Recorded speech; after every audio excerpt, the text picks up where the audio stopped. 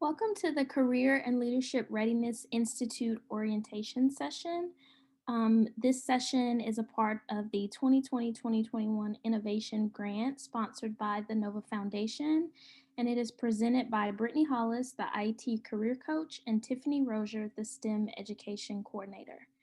And today we want to talk to you a little bit about what the Career and Leadership Readiness Institute is and how you can get involved. So the objectives and agenda for this session include providing an overview of the Career and Leadership Readiness Institute, discussing how you can be successful in the program, discussing the Career and Leadership Readiness pre-assessment, discussing personal goals as an institute participant, and reviewing program logistics. So the Career and Leadership Readiness Institute is a new initiative funded by a 2020 Innovation Grant, which is sponsored by the NOAA Foundation. And the purpose of the Career and Leadership Readiness Institute is to provide participants with an opportunity to enhance their career and leadership readiness knowledge and skills so that you can be a more competitive job candidate and work more effectively in a diverse workplace. As a participant of the Institute, you will go through a series of workshops focused on career readiness, leadership, and professional developments, as well as interactive activities, and this will all be offered virtually. Once you complete all of the program requirements, you will obtain a certificate of completion and recognition. And please note that this certificate is available for anyone to participate in any of the workshops, but you must be a NOVA student to actually receive the certificate. So some of the objectives of the Institute are to enhance career and leadership readiness, knowledge, and skills for participants. You will also be able to engage with external partners, employers, NOVA Foundation, NOVA faculty, and staff, and you will engage with your peers in activities that complement your career and leadership readiness interests. So the requirements for the Institute include attending an orientation session, which that's what this is. So this is the first requirement. Completing the CLRI pre-assessment, setting individual goals for the Institute. So thinking about what it is that you want to get out of the program and how you can work towards achieving those goals. In terms of workshops, there are 4 required workshops and a mock interview. Those 4 workshops are building a standout resume and having your resume reviewed by a career coach or career counselor, interviewing for success and attending a mock interview, LinkedIn leadership and the job search, and networking for success. And then in addition to the 4 required workshops and mock interview, you will also have to complete at least 1 additional elective workshop. There are going to be tons of elective workshop offerings, but you are only required to attend 1. However, you can attend as many as you would like. There will be a lot of different topics such as diversity in the workplace, conflict resolution, communication and leadership, all sorts of topics, and you can attend as many of those as you would like, but you are only required to attend 1. After each workshop, there will be a feedback survey. We really value your input and we want to be able to continue this into the future semesters. And so any feedback that you have regarding workshop topics, workshop presenters, anything related to the workshops that you attend, we ask that you include that feedback on the survey that goes out after each workshop.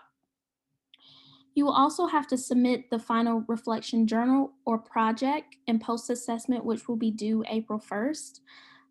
This final project or reflection paper is really up to you in terms of what format you want to use, what you want to include in your final reflection journal or project. It's really free reign. We want to get kind of a sense of your experience in the Institute as a participant, and we want you to share that in whatever way that you feel most comfortable. So whether that's a PowerPoint or you want to make a video or you want to write a paper, it's up to you. And I know that's a little daunting to think about having to just kind of do what you want on an assignment, on a project or a paper, but don't worry, we will give some general guidelines to help guide you as you complete that final portion of the Institute. And then again, the post-assessment, and we'll talk more about the pre-assessment and post-assessment in just a second. You will also have to submit a CLRI program evaluation. So this is an evaluation of the program overall. So what components of the Institute did you like? What components of the Institute did you think could be a little bit better? So we want to kind of get a sense of how you felt about the Institute as a whole. And then attend the CLRI virtual closing reception and networking event. This will also be in April. And this is an event with our industry partners, with folks from the NOVA Foundation, NOVA faculty and staff, where you'll get to network and you'll get to celebrate all of your accomplishments during the Institute. So there are many different assessments that we have included as a part of the Institute to kind of track progress, but also to get a sense of how participants are moving through the Institute. So the first of those is the workshop feedback surveys. These are the surveys that come out after each workshop to get a feel of what you liked about the workshop. Then we have the program evaluation, which you will do at the end of the Institute. And this um, gives overall feedback of the Institute as a whole. The final reflection paper or project, again, this is to be completed at the conclusion of the Institute, and it's really a personal project. It can be in whatever format that you want it to be in. And then the pre and post assessment. The pre assessment is to be completed prior to the start of the Institute, and the post assessment is to be completed at the conclusion of the Institute. The pre-assessment, the purpose of the pre-assessment is to help you kind of get a sense of where you are in terms of career and leadership skills at this moment. So it helps you review and assess your knowledge, your confidence, and preparedness as it relates to your career readiness and leadership development. It helps you reflect on what skills you already have, but also assess what skills you would like to gain. And from those results of the pre assessment, you can shape what your goals for the Institute will be. This Institute is designed for participants to get the most out of it depending on their specific needs and interests. And so the pre assessment is really going to help you identify what those needs and interests are and help you kind of set out a path for yourself to meet those goals. At the end of the Institute, you can use your pre assessment results as a tool for comparison to your post assessment results. And this will help you measure how much progress you've made towards your goals during your time in the Institute. So, these are some questions to think about after you complete your CLRI pre assessment. So, as you are completing the assessment and after, it's good to think about what came up for you as you completed the pre-assessment. What skills were you able to identify as already having, and what skills did you identify that you need to kind of build on? In what ways do you think you are career and leadership ready? So everybody has different ways, different experiences, different skills, and so what skills are going to be unique to you? And then what are some career and leadership areas that you would like to grow? And this goes back to your goals. What are your goals for the institute? Look at the places where you want to grow, and then write your goals according to that. So, when you are setting your goals, think about what you want to accomplish by participating in the Career and Leadership Readiness Institute. I love this quote that we've included that says, whatever the mind can conceive and believe it can achieve. And so, being clear about what goals you have is going to set you up to be able to take steps to achieving those goals. And when you write your goals, you want to make sure that you are doing so in a way that's going to be easier for you to work towards those goals. And so, SMART goals are a really great tool to use in terms of writing goals and how to structure your goals. If you haven't heard of a SMART goal, this is a breakdown of what it is. So, a SMART goal is specific, measurable, attainable, relevant, and time bound. So, when we say specific, we are talking about what is the exact thing that you are trying to accomplish. Are you trying to network with 3 employers? Are you trying to learn new skills so that you can get an internship or get a full-time job opportunity? It's really important to be specific about what it is that you want to accomplish. Measurable means that it makes success clear. How will you know that you have achieved your goal? What markers can you tick off that lets you know that you've completed this goal? Attainable means it's possible and challenging. So sometimes we set goals for ourselves that they're great goals, but for our circumstance, they might be a little bit lofty. And so we want to make sure that we are writing goals that are going to be possible for us to achieve, but that also provide some sort of challenge as well. Are they relevant? So is it a rounded impact? Is it relevant to your experience right now? And then time bound. In what time frame do you want to achieve these goals? So if possible, get clear on a deadline and set that deadline for yourself, and then stick to it, but also be reasonable about deadlines, because you know you have personal things going on and life circumstances, and so you don't want to set unrealistic expectations for yourself. So these are just some examples of SMART goals, and I won't read these. I'll just pause for a minute and you can read them.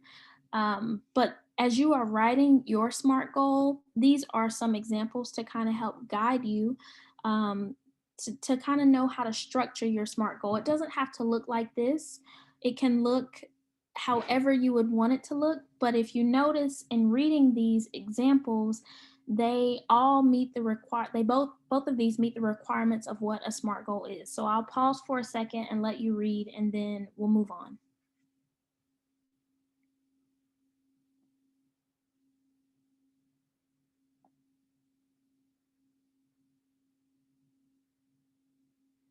Okay, so some ways that you can be successful in the institute. We will release our workshop offerings of what is available with dates and times and presenters, that we have confirmed later on in December. And so it's really important that you select your workshops in advance and try to stick to the plan that you've laid out for yourself. Now, we know things come up, and you have to make changes to your schedule, and that's okay. We certainly are flexible, and we want the Institute to be shaped around the experience that you want to have. But as much as possible, try to stick to the plan that you set out for yourself in the beginning. Be mindful of important deadlines. There are a few deadlines that I mentioned at the beginning of the presentation. Be mindful of those, make note of those, put them in your calendar, your phone, whatever, so that you know when certain things are due, so that you can make sure that you are checking all of the boxes.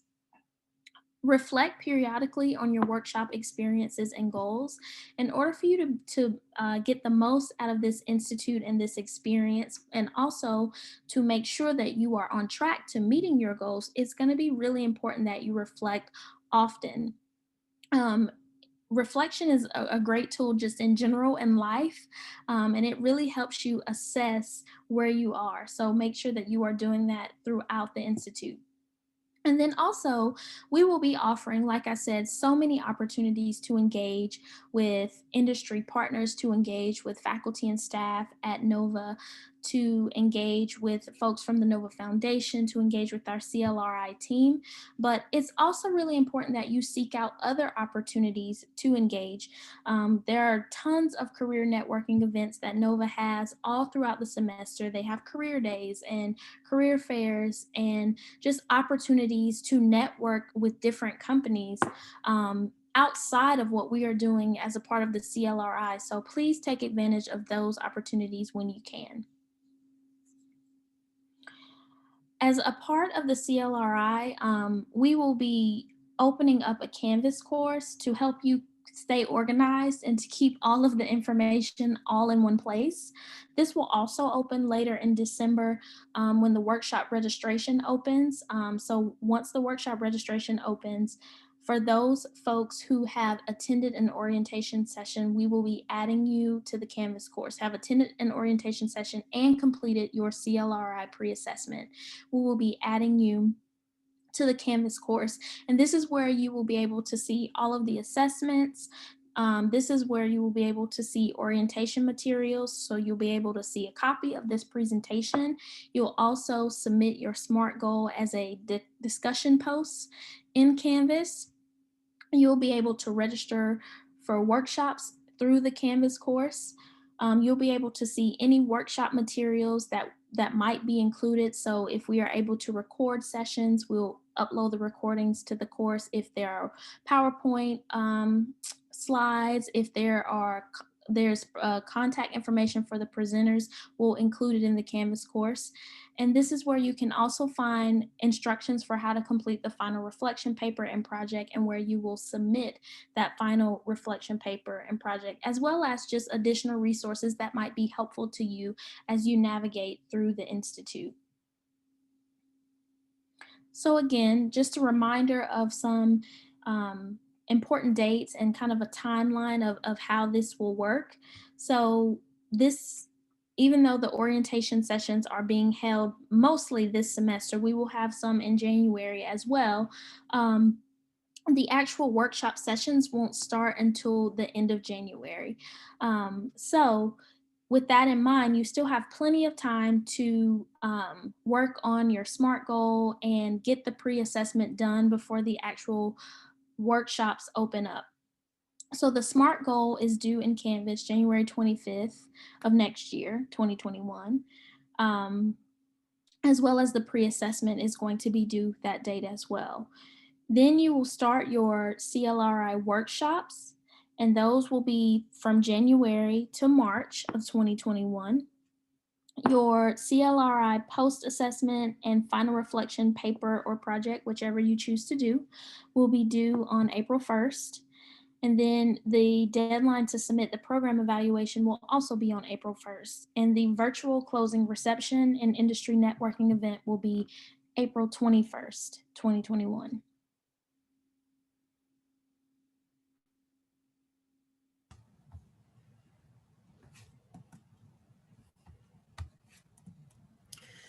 So the first impressions, the first time you meet an employer, you have about 7 seconds before an initial judgment is made and about 30 seconds to make an overall positive impression. Most people cannot say everything amazing about themselves in 7 seconds. Therefore, how you present yourself will influence any early opinions the employer may have about you, including what they can expect from you on a day-to-day basis. What we want to do is share with you a few slides and some information about virtual meeting best practices. Treat the opportunities to network or interview with employers or others online as if you are in person. Make sure to dress professionally. Oftentimes people use terminology like business casual, which could include a polo, a button-up shirt or blouse, dress pants, or khakis. Another option is business professional. That's where you may wear a suit, have a jacket, a tie, a button-up shirt or blouse, or a dress. You want to make sure that you also have a professional-looking static photo of yourself when you're utilizing virtual meeting platforms such as Zoom. And when we say a professional-looking photo static of yourself, a headshot, this is something that can be available to use when the camera is off. But you also want to make sure that you don't use funny or personal images such as your pet, or you want to make sure that you're utilizing formal settings. Being on time is really important. So sometimes they say when you're on time, you're late. So being on time, which means planning on logging in 5 to 10 minutes early in case you have any technical problems. You also may realize that during that time, there may not be someone who can address your issue at the last minute, and we don't want you to miss out on the session. So we want you to make sure to log in early. You may also be able to use this time to set up your lighting and virtual background if accessible. And if you do have technical problems, Make sure you have the meeting organizer's phone number or email so that you can contact them immediately to let them know why you are late. And again, that is if they are able to respond to you at that last minute. But make sure that you confirm your understanding of the meeting details in case new directions are needed. And if the problem persists, politely offer to reschedule at the organizer's convenience. So for letter B, this is probably a little bit more related to if you have a one-on-one meeting, maybe you're having a scheduled meeting and confirming that type of information. So that's where this information really helps out. A couple of other things we will ask you during the sessions is to keep your camera turned off unless they're requested to turn on. Also to keep your microphone muted unless it's requested to turn on. Whenever possible, use a laptop or a desktop computer and not your phone, since it's more steady and keeps you hands-free to take notes. To get a good angle, you might also consider raising your webcam to eye level so that when you look at the screen, you can make better quote unquote eye contact versus looking up or down at other screen participants when your video would be on. You also want to make sure to stay focused and be respectful. Do not multitask, especially if it's a setting where the video is on. People can see what you're doing. So don't do things that you would not or could not do in a face-to-face meeting, meaning don't check email or social media. It's also not the best time to eat unless it is planned as a working lunch. Stay seated and present until the meeting has wrapped up. Again, a lot of these things are when your video is on, and so these are things that people see, but also when your video is off, it also helps you to stay focused and present. Remember when you are typing in the chat, when a chat function is available, that everyone can see what you type when you send a message to everyone. So be specific with your questions, use complete sentences, and use appropriate language. Remember, especially in some of the CLRI sessions, these companies and employers and other individuals at Nova will be seeing these chat responses as well. So you want to make sure that you're making a good first impression or good written impressions.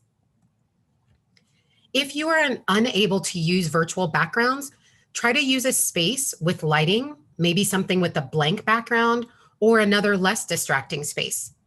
Some places to avoid, and I'm sure we all know why, include bedrooms, bathrooms, or places with other people in the background that cause a distraction. When possible, confirm in advance what virtual meeting platform is being used. We are using Zoom for our CLRI sessions. However, there are also other tools such as WebEx, Google Chats, and other programs. If possible, make sure to download the software to check out the features ahead of time, not just before a session. If you can't download the software, review a user's guide to get familiar with the system and for the meeting, and open the link in a new web browser. What we've included in here are a few of the most common Zoom-related topics that will be incorporated related to the CLRI. So with the Career and Leadership Institute, which is the CLRI that I'm referring to, you want to practice using Zoom features prior to your Zoom meeting or your Zoom webinar. Again, there are differences between the two. You can click on any of these links in the PowerPoint version, which is saved as a PDF, and that's something that you can request from us and we can send this to you. You want to make sure that you have Zoom set up appropriately, also making sure that your speakers and your microphone are working and your video so that if you need to use them, they are accessible. You also want to read a little bit of information about the waiting room and how that works. One thing that we also want to mention here is you want to make sure that you do name yourself or rename yourself to be your official first and last name or your first name that you would use so that you could be easily identified when it may come to registering or referring to people in the meeting. Some of the sessions may incorporate breakout rooms, so we want to make sure that you are comfortable with utilizing breakout rooms. So this is information that provides more details. Also think about having a business professional virtual background or quote unquote other appropriate background. Again, if a virtual background is not available, we've included a link on how you can set that up. So congratulations, you have completed one of the requirements for the Career and Leadership Readiness Institute. Registration will open in December of 2020, And the sessions will be listed in active for any participants to sign up for sessions. The CLRI participants will also have access via Canvas.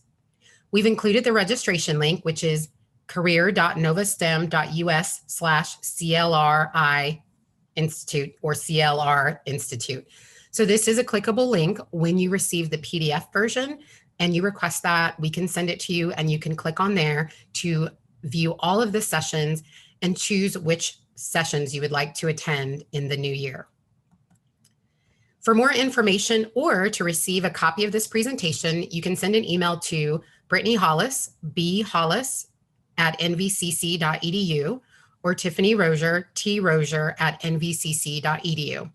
We will be more than happy to send you this information so that you can have a chance to learn more about the Career and Readiness Leadership Institute, sponsored by the Nova Foundation. Thank you for joining us today, and we look forward to seeing you at a future session.